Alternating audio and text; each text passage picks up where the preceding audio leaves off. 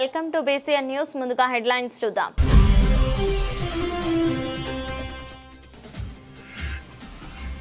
కోటపట్నంలో రైతు సేవా కేంద్రంలో యూరియా కార్డుల పంపిణీ. కార్డులను అందించిన తెలుగుదేశం పార్టీ నాయకులు.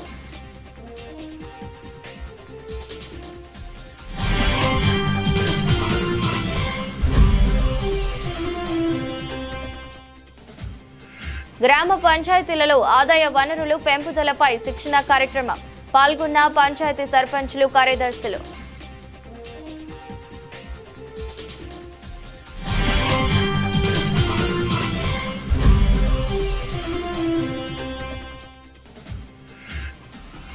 వ్యక్తిగత పరిశుభ్రతను ప్రతి ఒక్కరూ అలవర్చుకోవాలి. జిల్లా కలెక్టర్ డాక్టర్ ఎస్ వెంకటేశ్వర్.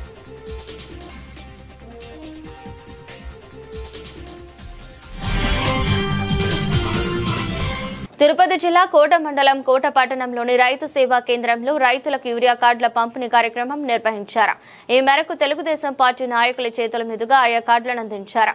ఈ సందర్భంగా వాకాడు వ్యవసాయ మార్కెటింగ్ కమిటీ చైర్పర్సన్ మరి Pramila, TDP Tirupati minority cell అధ్యక్షుడు షేక్ జలీల్ అహ్మద్ మాట్లాడుతూ కోట మండలంలో సుమారు 3000 యూరియా కార్డులు మంజూరైనట్లు తెలిపారు.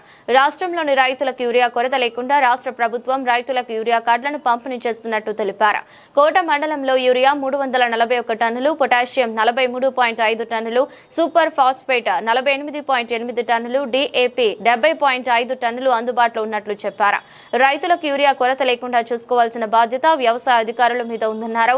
కార్యక్రమంలో వ్యవసాయ అధికారి సుచేంద్ర ప్రసాద్, తెలుగుదేశం పార్టీ కోట మండల అధ్యక్షుడు పలకాటి భాస్కర్ రెడ్డి, నెల్లూరుపల్లి కొత్తపాలెం పెన్నక్క చెరువు సంఘం అధ్యక్షుడు నెల్లూరు మోహన్ రెడ్డి, వెంకన్నపాలెం సర్పంచ్ కోకర్ల మధు యాదవ్, ఎంపీటీసీ సభ్యులు దారా సురేష్, షేక్ శంషుద్దీన్, యానాటి నారాయణ, టీడీపీ కోట మండల ప్రధాన కార్యదర్శి తిరుమలశెట్టి కోటేశ్వరరావు, మారంరెడ్డి శ్రీధర్ రెడ్డి, ఇంగిలాల రామయ్య, చెంగల్రావు, తెలుగుదేశం పార్టీ నాయకులు, కార్యకర్తలు పాల్గొన్నారు.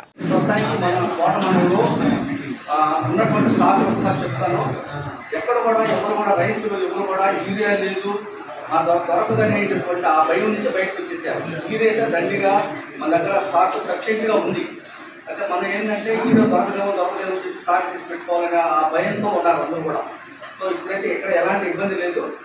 గవర్నమెంట్ కూడా ఏంటంటే మంచి ఒక వినూత్న కార్యక్రమం చేపట్టింది. ప్రతి రైతు కూడా ఒక కార్డు ద్వారా యూరియా ఇవ్వాలి. చిన్న సన్నకారు రైతులు, పెద్ద రైతులు కూడా ఇబ్బంది ఉండకూడదనే ఉద్దేశంతో ఈ కార్డు ద్వారా అయితే ప్రతి రైతుకు యూరియా చూస్తారనే ఉద్దేశంతో కార్డు సిస్టమ్ ఒకటి పెట్టింది. అయితే మనకు కోట మండలంలో మన దగ్గర ఉన్నటువంటి ఎరువులు ఏం చెప్తాను. యూరియా అయితే 341 టన్ను ఉంది. అంటే దాదాపు 7500 బస్తాలు ఉన్నాయి. 341 టన్ను ఇప్పుడు ప్రస్తుతానికి మన కోట మండలంలో ఉన్నటువంటి స్టాక్. అట్లనే పొటాష్ అయితే 43.5 ton, super phosphate 45.9 ton, DAP 70.5 ton ఉంది. కాంప్లెక్స్లో 20 కానీ 14 కానీ 20 ఎన్ని కలుపుకొని 445 టన్నులు ఉన్నాయి మన దగ్గర కోటలో. యూరియా మనకు ప్రాబ్లం ఉండేదంతా కూడా ఏంటంటే యూరియా ఒకటే. అంటే యూరియా ఏంటంటే కాంప్లెక్స్ ఎరువులు దాదాపు ఫ్రీగానే ఇచ్చేస్తారు. దానికే ఇబ్బంది ఉండదు, దానికే కండిషన్ పెట్టరు, దానికి ఇంత లిమిట్ అనే ఉండదు. అయితే యూరియా ఏంటంటే ఎకరాకి మామూలుగా వచ్చేసి 2.5 బస్తా అవసరం అవుతుంది. మనం మామూలుగా అయితే సైంటిఫిక్ నామ్స్ బహార్. అయితే మనం గవర్నమెంట్ ఏం చేసిందంటే 2.5 బస్తా ఇవ్వలేం కాబట్టి, చీప్స్ ఇవ్వలేం కాబట్టి 3 బస్తాలు ఎకరాకి 3 బస్తాలు ఇస్తారు. ఎకరాకి ఎంత ఇస్తారు? సపోజ్ మీకు ఈ కార్డు అందరికీ తెలుసు, మనం స్టార్టింగ్ నుంచి ఈ యూరియా కొరత, కీలకల కొరత ప్రతి ఒక్కరు మనం అనుభవిస్తున్నాం. ఎక్కడంటే ఈ సోషల్ మీడియాలో ఆ విధంగా ప్రచారం జరుగుతా ఉంది. కూడా స్టార్ట్ కావాలని ఇప్పుడే స్టార్ట్ అవుతుంది. అందులోనే యూరియా కొరత అనేది ఒకటి ప్రతి ఒక్కరి నోళ్ళలో నాటుతా ఉంది. దీన్ని ఈ ఫేక్ ప్రచారాన్ని అరికట్టాలనే ఉద్దేశంతో ఒక వినూత్నంగా గతంలో ఎప్పుడూ లేని విధంగా ముఖ్యమంత్రి నారా చంద్రబాబు నాయుడు గారు ఈ కార్డ్స్ సెక్షన్ని తీసుకొని రావడం జరిగింది. ఇక్కడ జరిగేది ఏంటంటే మాకు మా పొలానికి ఈ క్రాప్కి మాకు ఒక 50 బస్తాలు యూరియా అవసరం అయితే మొత్తం ఇప్పుడే కావాలా, రేపు ఉంటుందో లేదో అని మీ తిన్నిలపూడి నుంచి ఒక ఆయన ఫోన్ చేస్తాడు. ప్రతి ఒక్కరు కూడా ఎక్కడెక్కడి నుంచో ఫోన్లు వస్తున్నాయి. నేను అసలు ఏందో ఈ విషయం సార్ని ఒక 3 రోజులు జరుగుతా ఉన్నాను. జలీల్ బాయ్ ఎక్కడ కొరత అనేది లేదు. దాదాపు 7200 బస్తాలు ప్రజెంట్ మన మార్కెట్లో, కోట మార్కెట్లోనే ఉంది. మళ్ళీ మీకు కావాల్సిన విడత మళ్ళీ ఇస్తాం, తర్వాత మళ్ళీ ఇస్తాం.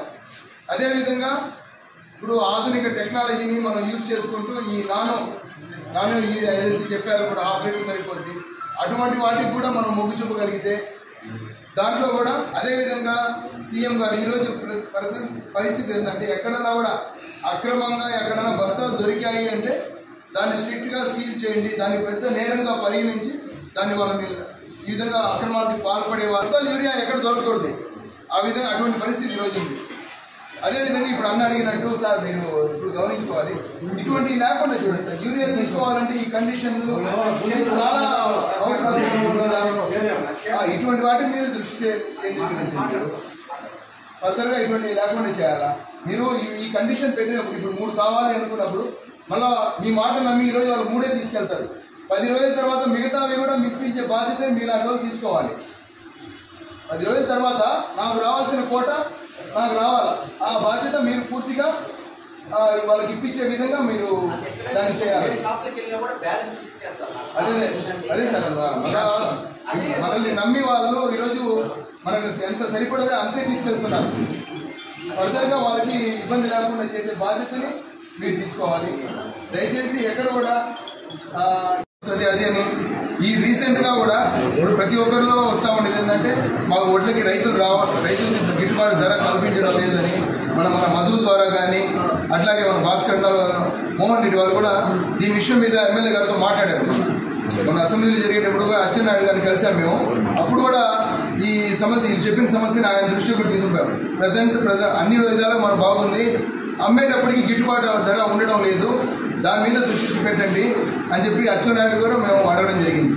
సో ఏది కూడా మా అగ్రికల్చర్ ఆఫీసర్ మంచి ఆఫీసర్ వచ్చారు, మనకు కావాల్సింది ఏదైనా కూడా ఆయనతో కోఆపరేట్ చేసుకొని మీరు కూడా వాళ్ళకి సహకరించే విధంగా చూడండి సార్, అన్నీ సక్రమంగా జరుగుతాయని ఆశిస్తూ సెలవు తీసుకుంటాను. మా రైతు సోదరులకు నమస్కారాలు. ఈరోజు ముఖ్యమంత్రి చంద్రబాబు నాయుడు గారు యూరియా కొరత లేకుండా రైతులకు అందించడం కోసం, వారికి యూరియా అందించడం కోసం ప్రతి ఒక్క రైతు, చిన్న రైతు నుంచి పెద్ద రైతు వరకు ప్రతి ఒక్కరికి యూరియా కొరత లేకుండా చూడటం కోసం చంద్రబాబు నాయుడు గారు చేస్తున్నారు. వాకాళ్ళు 1619 బస్తాలు ఉన్నాయి. యూరియాకి ఎటువంటి కొరత చంద్రబాబు నాయుడు గారు 3 విడతలు అంటే 15 రోజులకు ఒకసారి 3 విడతలుగా యూరియా పంపిణీ చేస్తున్నారు, ఈమెన్ చేస్తున్నారు. ఆ యూరియా తీసుకోవడం కోసం ఈ కార్డులు మనకు ప్రతి రైతుకు అందిస్తున్నారు. కార్డు తీసుకెళ్తే యూరియా ఇస్తారు. మరి వీలైనంత వరకు యూరియా తగ్గించి మనం ఇట్లాగా పశువుల పేడని ఇలా యూరియా మన ఎరువు ఏదన్నా చేసుకొని పంటని అభివృద్ధి చేసుకున్నాము.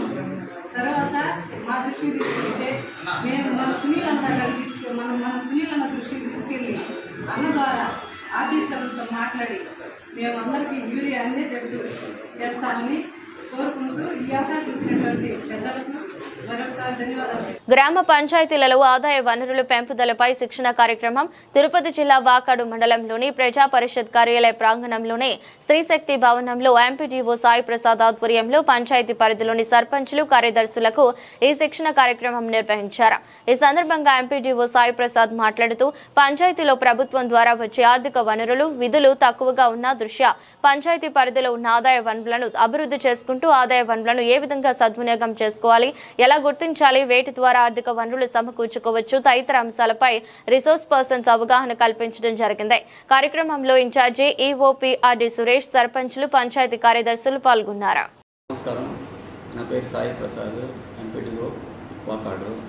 నిన్న ఈరోజు అంటే 14వ తేదీ 15వ తేదీ 2 రోజులు ఓఎస్ఆర్ మీద పంచాయతీ సర్పంచులకి అదేవిధంగా సెక్రటరీస్కి ట్రైనింగ్ జరిగింది. దీని ముఖ్య ఉద్దేశం ఏంటంటే మామూలుగా వాళ్ళు ఓన్ సోర్సెస్ మీద అంటే సొంత నిధుల మీద ఆధారపడాలని చెప్పేసి ఈ ట్రైనింగ్ ఇవ్వడం అనేది. వాళ్ళకి సొంత నిధులు అంటే గ్రామ పంచాయతీలో ఉన్న స్థలాలకు కానీ అదేవిధంగా రెవెన్యూ పెంచుకోవడానికి హౌస్ ట్యాక్స్ కానీ తర్వాత వచ్చేసి ఇంకా ఏమేమి సోర్సెస్ ఉన్నాయి వాళ్ళకి అవంతా పెంచుకుంటే గ్రామ పంచాయతీ మామూలుగా కేంద్ర రాష్ట్ర నిధుల మీద ఆధారపడకుండా వాళ్లే గ్రామ పంచాయతీని అభివృద్ధి చెందుకుండా కోసం ఈ ఓఎస్ఆర్ అనే ట్రైనింగ్ ఇవ్వడం జరిగింది. ఇందులో భాగంగా మండలంలోని అందరూ సర్పంచులు కార్యదర్శులు పాల్గొనడం జరిగింది. Thank you. 2020 ప్రకారంగా ఈ విధంగా మనం ఏ విధంగా మనం మాస్టర్ అమౌంట్ తెలుసుకోవాలి అని మనం వివరణ ఇచ్చారు. పవన్ యోజనుడు ఆర్సీసీ డాబా అంటే మనకు తెలుసు స్లాబ్ వేసిన మార్గింగ్. ఒక సదరు పనులకి ఫస్ట్ అండ్ సెకండ్ ఫ్లోర్లు మాత్రం మనము మేజర్ అండ్ మైనర్ గ్రామ పంచాయతీ 1140 ఒక సెక్షన్. ఇంకోటి ఏంటంటే 1010 మన గ్రామంలో 730 మొత్తం వేసుకుంటాము. ఇవన్నీ ఉంటాయి. అవే కాకుండా అడుగులు స్థలం 6 జీవో 287 ప్రకారం ఈ విలువపై ఇంటి పన్ను రేటు మదింపు నిర్ధారణ ఏ విధంగా మనము మూలధనం నుంచి ఇంటి పన్నుని ఫిక్సేషన్ చేస్తామనేది మనకి ఇక్కడ కూడా ఉదాహరణ ఇచ్చారు. రామాక్ష రేటు చూడండి, జీవోసీ నెంబర్ 30 పంచాయతీరాజ్ గ్రామ అభివృద్ధి నియమాల ప్రకారం తేదీ 20. తిరుపతి జిల్లా కలెక్టరేట్లోని సమావేశ మందిరంలో పరిశ్రమల డైరెక్టర్గా బదిలీపై వెళ్తున్న జాయింట్ కలెక్టర్ శుభం బన్సల్, బదిలీపై ఢిల్లీకి వెళ్తున్న రాఘవేంద్ర మీనాకు ఆత్మీయ వీడ్కోలు సమావేశం మున్సిపల్ కమిషనర్ మౌర్య, డిఆర్ఓ నరసింహలతో కలిసి జిల్లా కలెక్టర్ డాక్టర్ ఎస్ వెంకటేశ్వర్ అధ్యక్షత నిర్వహించారు. ఈ సందర్భంగా మాట్లాడుతూ జాయింట్ కలెక్టర్ మంచి మనసున్న వ్యక్తిని, వారు సమర్థవంతంగా జాయింట్ కలెక్టర్గా తమ బాధ్యతలు నిర్వర్తించడం జరిగిందని తెలిపారు. క్లిష్టమైన తిరుపతి జిల్లాలో రెవెన్యూకు సంబంధించిన భూ సమస్యలపై పరిష్కార దిశగా ఎంతో కృషి చేశారని తెలిపారు.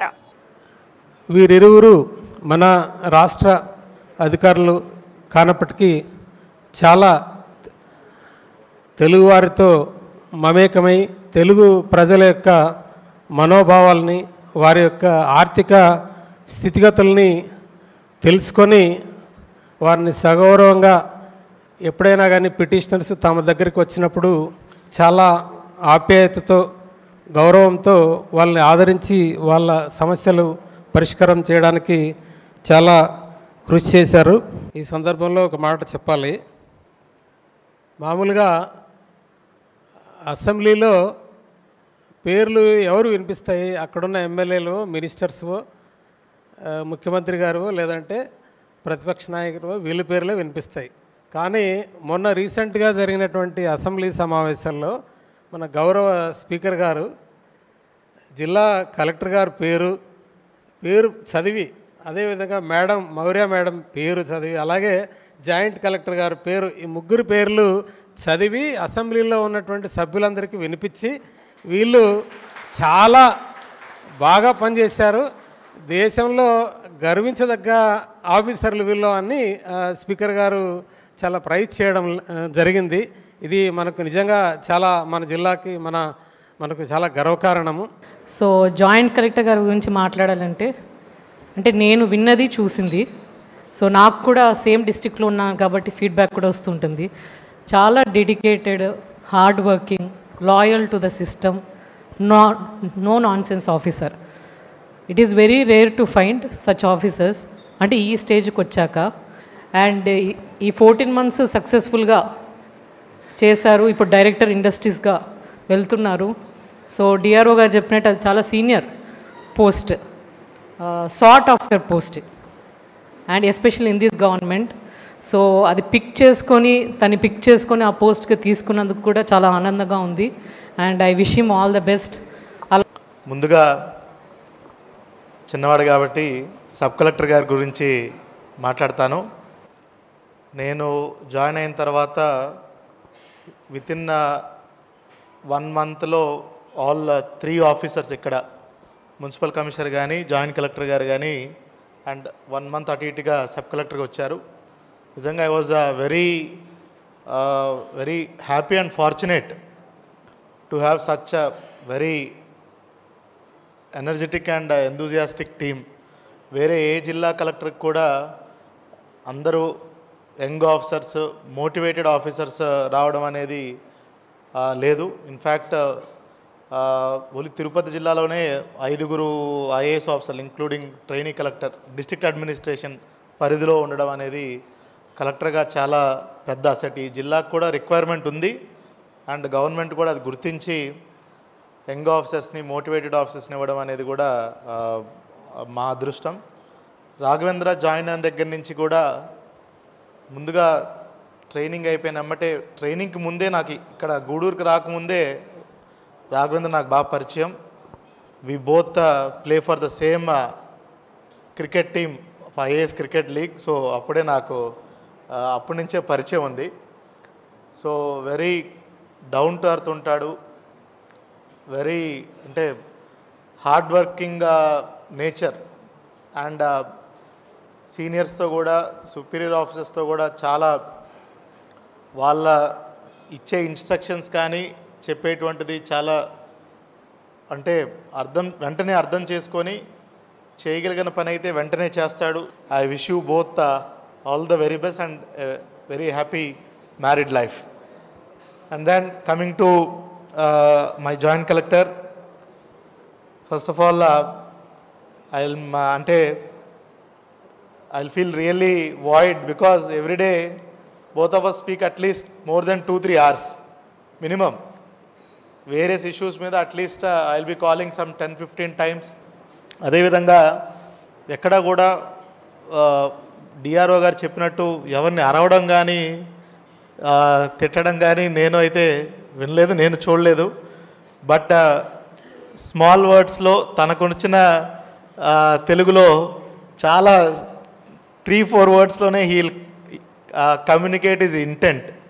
అంటే ఐఎమ్ అప్సెట్ అని, నేను కోపంగా ఉన్నానా, నేనుగా తను ఉన్నాననేది చాలా క్లియర్గా మొహం మీద చెప్పేస్తాడు, మొహం మీద చెప్తాడు. So that is an art. ఎవరిని ఏమి నొప్పించకుండా తిట్టకుండా చెప్పడం అనేది కూడా ఒక మంచి ఇదే. So but that is another good quality. And maturity levels also are very very అంటే టూ హై. సో ఏ సిచ్యువేషన్లో ఎట్లా ఉండాలి, ఎవరితో ఎట్లా మాట్లాడాలి, ఎంతవరకు తన పరిధి ఉంది, ఆ పరిధి దాటి నేను వెళ్ళకూడదు అనేది, ఈవెన్ ఇంక్లూడింగ్ హైరార్కీలో కూడా ఎప్పుడు కూడా సబ్మిసివ్గా ఉంటాడు. I do not expect as collector సబ్మిసివ్గా ఉండమని నేను పర్సనల్గా కోరుకోను. But that is is innate character. So అలా మాట్లాడుకుంటూ పోతే we'll truly I definitely will miss him. So very good మనసున్న వ్యక్తి కూడా. అది మీ అందరు కూడా మీకు చూసుంటారు. అంటే ఎక్కడ కూడా కల్మషం లేని మనసు, సేమ్ టైం వర్క్ చేస్తూ స్ట్రిక్ట్గా మెసేజ్. ప్రజారోగ్యం రాష్ట్ర పిల్లల భవిష్యత్తానికి గొడ్డలి పెట్టులా మారిందని ప్రభుత్వ వైద్య కళాశాలల ప్రైవేటీకరణపై వైఎస్ఆర్సీపీ గూడూరు నియోజకవర్గం సమన్వయకర్త ఎమ్మెల్సీ మేరీగా మురళీధర్ ధ్వజమెత్తారు. తిరుపతి జిల్లా కోట మండలం జరుగుమల్లి గ్రామంలో వైఎస్ఆర్ కాంగ్రెస్ పార్టీ నాయకులు ఉలసా కస్తూరయ్య యాదవ్ ఆధ్వర్యంలో నిర్వహించిన మెడికల్ కళాశాల ప్రైవేటీకరణకు వ్యతిరేకంగా కోటి సంతకాల సేకరణ కార్యక్రమానికి మేరీగా మురళీధర్ హాజరయ్యారు. చంద్రబాబు చేస్తున్న ప్రైవేటీకరణ కుట్రలను ఎండగట్టారు. తాము గతంలో పేదలకు మంచి చేస్తే ఈరోజు చంద్రబాబు మాత్రం కుట్రలు చేస్తున్నారని మండిపడ్డారు. కార్యక్రమంలో మండల పార్టీ అధ్యక్షుడు పలఘాటి సంపత్ కుమార్ రెడ్డి, చిల్లకూరు సాయి ప్రసాద్ రెడ్డి, నరమాల రామనయ్య, ఉప్పల ప్రసాద్ గౌడ్, సన్నారెడ్డి, చెంచు రాఘవరెడ్డి, పాముల సురేంద్ర, బుజ్జయ్య, కనుపూరు జగదీష్ తదితరులు పాల్గొన్నారు. డాక్టర్ వైఎస్ రాజశేఖర రెడ్డి గారు దేవుడితో సమానంగా వెలిగిపోయారు. ఆయన కారణం ఏమిటంటే ముఖ్యంగా చదువుకునే బిడ్డలకి పేదరికం అనేది శాపం కాకూడదు. వాళ్ళు భవిష్యత్తుకు ప్రభుత్వం అండగా ఉండాలి. అందుకే మెడికల్ కాలేజీలో కానీ, అదే రకంగా ఇంజనీరింగ్ కాలేజీలో కానీ, ఏదైనా వృత్తి కోర్సుల్లో చదివే వాళ్ళందరూ కూడా ఫీజు రియంబర్స్మెంట్ అంటూ ప్రభుత్వం మేమున్నాము మీ కుటుంబానికి అండగా, నువ్వు చదువుకుంటే నీ దూరం ఎంత దూరమైనా మేము ప్రభుత్వం అనేది అండగా ఉంటుందని గొప్పగా మరి ఫీజు రియంబర్స్మెంట్ పెట్టడం జరిగింది. ఆ రోజు క్రమం తప్పకుండా ప్రతి కాలేజీకి కూడా పేద విద్యార్థుల కోసం వాళ్ళు కట్టాల్సిన ఫీజులు ప్రభుత్వమే కట్టేది. ఒక పక్క భావితరాల కోసం ప్రణాళికలు సిద్ధం చేశారు. రెండవది ఆరోగ్యశ్రీ. ఆరోగ్యం అనేది అసనీపాతం అయిపోతుంది. ఏదైనా పేద కుటుంబాలకి గుండె ఆపరేషన్ వస్తే మరి పైన చూస్తూ దేవుణ్ణి వేడుకోవడమే తప్ప ఇంకా వేరే వాతావరణం కనబడదు, చేతిలో డబ్బులుండదు. ఇట్లాంటి వాతావరణంలో ప్రభుత్వం అనేది ఆదుకోవాలి పేదలందరికీ అని చెప్పి భారతదేశం కాదు ప్రపంచ చరిత్రలో కూడా ఎక్కడ లేని విధంగా ప్రభుత్వం ముందడుగు వేసి మరి ఆరోగ్యశ్రీ అనే పథకాన్ని తీసుకొచ్చారు. గవర్నమెంట్ హాస్పిటల్లోనే కాదు, ప్రైవేటుగా ఎక్కడ వాళ్ళ ఇష్టం వచ్చినా వాళ్ళు సంతోషంగా మంచి హాస్పిటల్ అనుకుంటే అక్కడ పోయి ఆపరేషన్ చేసుకుంటే వాళ్ళకి ఏమాత్రం భారం లేకుండా మరి గొప్పగా ఆయన ప్రభుత్వం తరఫున ఆదుకున్నాడు. మరి అట్లాంటి వాతావరణంలో జగన్మోహన్ రెడ్డి గారు కూడా మీ అందరి ఆశీర్వచనాల వల్ల ముఖ్యమంత్రి అయ్యారు. ఆయన కూడా వాళ్ళ నాయన అడుగుజాడల్లోనే నడవడం జరిగింది. పేదల్ని హక్కును చేర్చుకునే మనస్తత్వం, రక్తం ఏదైనా ఉందంటే అది వైఎస్ రాజశేఖర రెడ్డి గారి కుటుంబానికి, జగన్మోహన్ రెడ్డి గారికే తప్ప మాటలు మాంత్రికుల్లాగా మాటలు చెప్పి జగన్మోహన్ రెడ్డి గారి కంటే అన్ని విషయాల్లో నేను ఎక్కువ ఇస్తానని మాట చెప్పారు. కానీ ఎక్కడ కూడా చేతల్లో చూపించలేదు. ఈరోజు దుర్మార్గమైనటువంటి ఆలోచన, అమానుషమైనటువంటి ఆలోచనతో ముందుకెళ్తుంటే జగన్మోహన్ రెడ్డి గారు నన్ను ఆశీర్వదించినటువంటి పెద్దల దగ్గరికి మీరు వెళ్ళి విషయాలన్నీ చెప్పండి. మరి మనకు స్వతంత్రం వచ్చిన తర్వాత నుంచి జగన్మోహన్ రెడ్డి వచ్చే వరకు 11 మెడికల్ కాలేజీలు కంప్లీట్ అయినట్టు కలిపితే ఒక 12 మెడికల్ కాలేజీలు మాత్రమే గవర్నమెంట్ మెడికల్ కాలేజ్. మన నెల్లూరులో గవర్నమెంట్ మెడికల్ కాలేజ్ ఉంది కదా, అట్లాంటి మెడికల్ కాలేజీలు మరి మొత్తం మీద ఉన్నటువంటి ఇప్పుడు విడిపోయిన రాష్ట్రంలో 12 ఉన్నాయి మనకు. మరి చంద్రబాబు నాయుడు గారు నేను ముఖ్యమంత్రిగా చాలా సంవత్సరాలు చేశానని అన్నారు. ఈ మెడికల్ కాలేజీలు గవర్నమెంట్కి సంబంధించినటివి ఎన్టీ రామారావు తెచ్చారు, తర్వాత రాజశేఖర రెడ్డి గారు తెచ్చారు తప్ప చంద్రబాబు నాయుడు గారు ఎప్పుడు కూడా గవర్నమెంట్ మెడికల్ కాలేజ్ అంటే ఒక చిన్న చూపు. గవర్నమెంట్ అంటే ఇది పేద ప్రజలకి, పేదలు మనం మాటలు చెప్పి మాంత్రికులు చేసి వాళ్ళ దగ్గర పని చేయించుకోవాలి తప్ప వాళ్ళకి మనం ఉపయోగపడితే వాళ్ళు పెద్దోళ్ళు అయిపోతే పనులు చేసేవాళ్ళు ఎవరు ఉంటారనే మనస్తత్వం ఆయనది. అందుకనే ఆయన ఎప్పుడు కూడా ఒక్కటి చెప్పుకునే దానికి ఒక్క మెడికల్ కాలేజ్ కూడా గవర్నమెంట్ తీసుకుని వచ్చిన దాఖలాలు ఎక్కడా లేవని కూడా ఈ సందర్భంగా నేను మనవి చేస్తున్నాను. మరి జగన్మోహన్ రెడ్డి గారు, రాజశేఖర రెడ్డి గారు రక్తం, ఆయన పేదల గురించి ఆలోచించాడు. 17 మెడికల్ కాలేజ్ భారతదేశ చరిత్రలో ఎవరూ తెచ్చుకోలేదు. దానికోసమే మరి జిల్లాలు కూడా విభజించి టెక్నికల్గా ఏ ఇబ్బంది రాకూడదని చెప్పేసి కేంద్ర ప్రభుత్వానికి మేము కట్టుకోగలుగుతాం, మేము చేసుకోగలుగుతామని మాట ఇచ్చి 17 మెడికల్ కాలేజ్, ప్రతి జిల్లాలో కూడా ఒక మెడికల్ కాలేజ్ ఉండేటట్టుగా ఆయన మరి పర్మిషన్ తెచ్చుకొని అన్ని స్టార్ట్ చేశారు. ఈ యొక్క కార్యక్రమాలన్నీ కూడా కుంటుపరుస్తున్నారు. ప్రతి ఎస్సీని కానీ, ప్రతి బీసీని కానీ, ప్రతి ఒక్క ఎస్టీని కానీ మేము చేసిన పథకాలన్నీ కూడా వాళ్ళ యొక్క విద్య విధానంలో ప్రతి పిల్లవాడైతే విద్యా విషయంలో అయితే ఒకప్పుడు స్కూల్స్ని, ఎలిమెంటరీ స్కూల్స్లో అయితే కనీసమైనటువంటి మౌలిక వసతులు లేనటువంటి విధానాన్ని మనం చూసాం. ఆయన ఇప్పుడున్నటువంటి ముఖ్యమంత్రి వారు ఏం చెప్తారంటే నేను 14 సంవత్సరాలు 20 సంవత్సరాలు ఇండస్ట్రీ అంటాడు, 40 సంవత్సరాలు ఇండస్ట్రీ అంటాడు. కానీ ప్రతి గ్రామంలో ఉన్నటువంటి బడుగు బలహీన వర్గాలు, పేద ప్రజలు చదివేటువంటి విద్యని అభ్యసించేటువంటి పాఠశాలని గాలి కొద్దినటువంటి పరిస్థితి ఆ రోజు ఉండేది. అదే మన యొక్క ప్రీతమ ముఖ్యమంత్రి వారిలో 19 నుంచి 24 వరకు మన యొక్క దళితులు, మన యొక్క బహుజనులు, మన యొక్క బీసీలు, మైనార్టీలు చదివేటువంటి ఎవరైతే పేద బడుగు బలహీన వర్గాలు చదువుతారో అలాంటి స్కూల్స్ అన్నింటిని కూడా ఎంతో ఒక ఉన్నతమైన ప్రామాణికమైన విధానంగా తీర్చిదిద్దినటువంటి ఒక మహోన్నతమైన నాయకుడు అని చెప్పి మనందరం కూడా తెలియజేసుకోవాలా.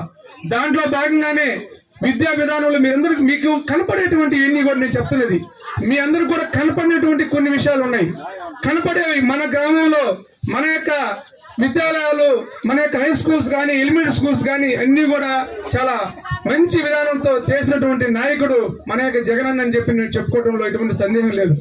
దాంట్లో భాగంగానే మన మురళన్న గారు అవన్నీ కూడా పేద బడుగు బలహీన వర్గాలకి మనం తెలియజేసి ఇప్పుడున్నటువంటి ప్రభుత్వాన్ని మెడలు ఉంచి మీకు సంక్షేమ పథకాలు కూడా అప్పుడు ఏవైతే మన జగనన్న అందించాడో వాటికంటే ఎక్కువ అందిస్తానంటేనే మీరందరూ కూడా మోసపోయి దగాపడి ఈ రోజు ఉన్నటువంటి ప్రభుత్వానికి ఓట్లేసి గెలిపించారు. అవన్నీ కూడా మీకు తెలుసు. ఈ రోజు ప్రతి ఒక్కరు కూడా ఆలోచిస్తున్నారు, ఈ ప్రభుత్వాన్ని తీసుకొచ్చి పెట్టుకున్నాం, మనం చాలా తప్పు చేశామని చెప్పి ప్రతి ఒక్కరి ఆలోచనలో ఉంది. అయినా కానీ మనం ఏం చేయలేం.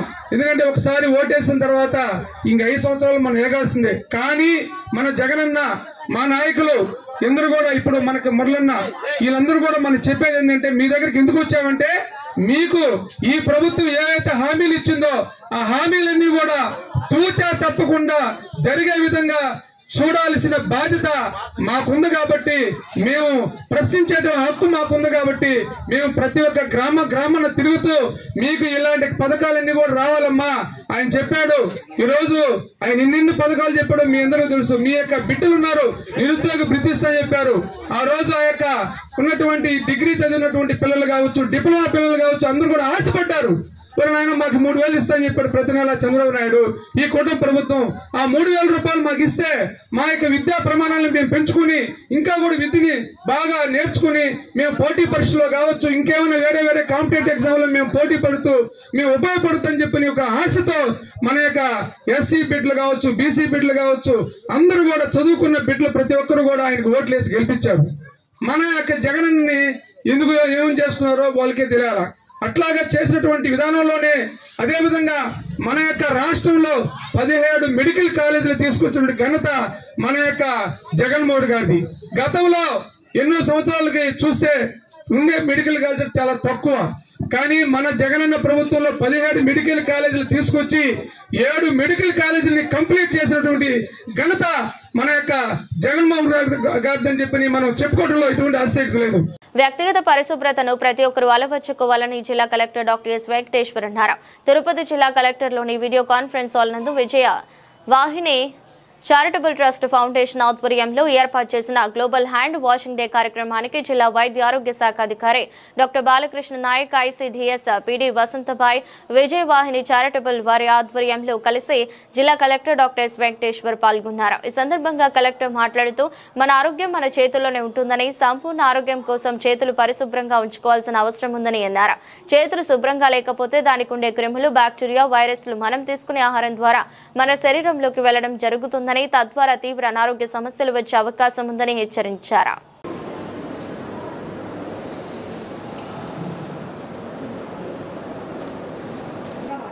చేతులు కడుక్కోవాలి. మన దగ్గర హ్యాండ్ వాష్ ఉంటే హ్యాండ్ వాష్ తీసుకోవాలి. లేదంటే మన దగ్గర ఎక్కువ సబ్బులే ఉంటాయి కనుక సబ్బులతో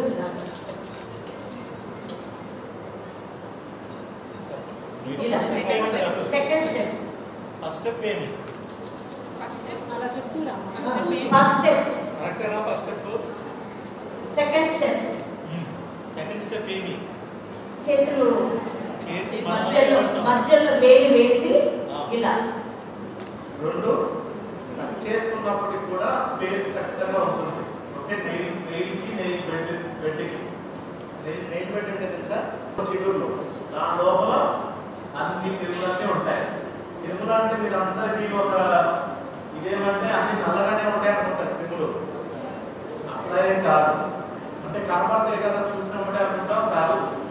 చాలా లోపల అంతా కూడా ఎరుపుగా ఉంటాయి. మనకు తెలియకుండా ఎక్కువ కూడా ఏదైతే మనం డీవార్మింగ్ చేశారు అందరూ, అది మెయిన్ వేళ్ళలోనే గోర్లోనే ఉంటుంది. వాటి గుడ్లు అన్ని అంటే ఈ భాషలో మీరు చెప్పాలి పిల్లలకి. ఇట్లాగా అన్ని కీటకాలన్నీ కూడా గోర్ల చిగురులోనే ఉంటాయి. అది ఇష్టమా? గోర్లు ఎట్లా అనాలి?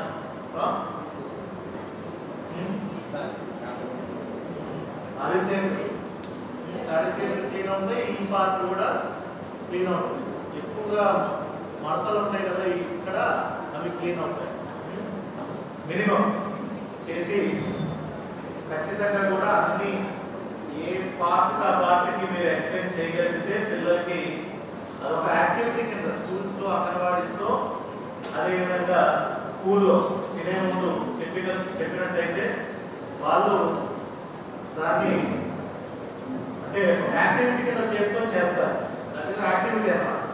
సో తినే ముందు కూడా తిని అదర్ యాక్టివిటీ చేసిన తర్వాత ఏదైనా గార్డెనింగ్ చేసిన తర్వాత మళ్ళీ ఇక్కడ పోయి తినే ముందని కాకుండా ప్రతిసారి కూడా చేయాలి. ఈ చిన్న ప్రాక్టీసెస్ హ్యాండ్ వాషింగ్ వల్ల ఎన్నో ఉపయోగాలు. Prevention is better than cure అని ప్రతిసారి మనం చెప్తాం. ఓకే, సో ఎన్నో జబ్బులు రాకుండా ఈ చిన్న హ్యాండ్ వాషింగ్ టెక్నిక్ అనేది వెరీ వెరీ క్రిటికల్, ఇంపార్టెంట్. మీరందరూ కూడా ఫీల్డ్లో పిల్లలకి అంగన్వాడీలు నేర్పిస్తే స్కూల్లో అలవాటు చేసుకుంటారు. ఓకే, నేను డాక్టర్ కాబట్టి నాకు స్టిల్ అంటే నేను 15 సెకండ్ 20 సెకండ్ అలవాటు అయిపోయింది. అలా చేసుకుంటాను. కూడా ఇప్పుడు డాక్టర్ సర్జరీ చేసుకుంటారు, ఒక 20 నిమిషాలు చేసుకుంటారు. ఓకే, మొత్తం చేతులు గీలు కాలు మొత్తం అంతా చేసుకుని అంతా నీట్గా చేసుకుంటే ఇటువంటి ఇప్పుడు కోవిడ్ టైంలో అందరూ అబ్జర్వ్ చేసుకుంటారు, భయపడిపోయి అందరూ గుర్తించేది ప్రతిసారి 10 సార్లు ఉంటాయి. ఓకే, అప్పుడు అబ్జర్వ్ చేస్తే చాలా వరకు మనకి మిగతా ఇన్ఫెక్షన్స్ కూడా తగ్గిపోయాయి. కోవిడ్ టైంలో కోవిడ్ తప్ప మిగతా ఇన్ఫెక్షన్స్ అన్ని తగ్గిపోయాయి. ఎందుకంటే అందరూ మాస్క్, హ్యాండ్ వాష్, ప్రతి ఒక్కరి ఇంట్లో sanitizer, hand wash. But sanitizer కొంచెం మనం దూరంగా పిల్లలకి మళ్ళీ ఇతరత్ర ఇబ్బందులు ఉంటాయి కాబట్టి hand wash safe, soap is also safe. So మీ అన్ని ప్రమోట్ చేయాలి. మంచి దీని ఒక యాక్టివిటీ లాగా పిల్లలంతా చేపిస్తే చక్కగా అందరూ సంతోషంగా రోజుకి 3-4 సార్లు దీంట్లో పార్టిసిపేట్ చేస్తారు. చాలా జబ్బులన్నీ కూడా దూరంగా ఉంటారు. అర్థమైంది కదా? ఓకే, ఎవరు టిఫిన్ లేదు చేపిస్తారా లేదా? Okay, once again I thank DMHO, PD గారు, Vijayawada charitable trust supported by Tata trust for conducting this program on World Hand Washing Day. Thank you everyone.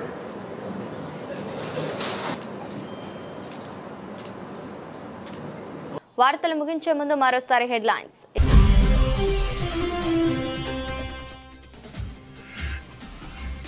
కోటపట్నంలో రైతు సేవా కేంద్రంలో యూరియా కార్డుల పంపిణీ, కార్డులను అందించిన తెలుగుదేశం పార్టీ నాయకులు.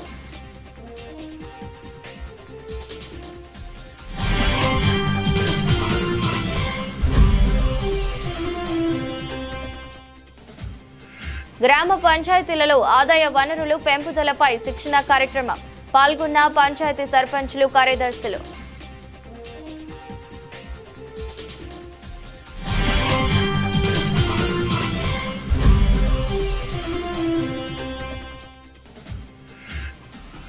వ్యక్తిగత పరిశుభ్రతను ప్రతి ఒక్కరూ అలవర్చుకోవాలి, జిల్లా కలెక్టర్ డాక్టర్ ఎస్ వెంకటేశ్వర్.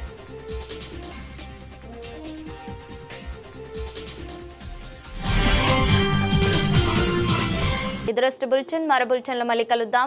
అంతవరకు సెలవు, నమస్కారం.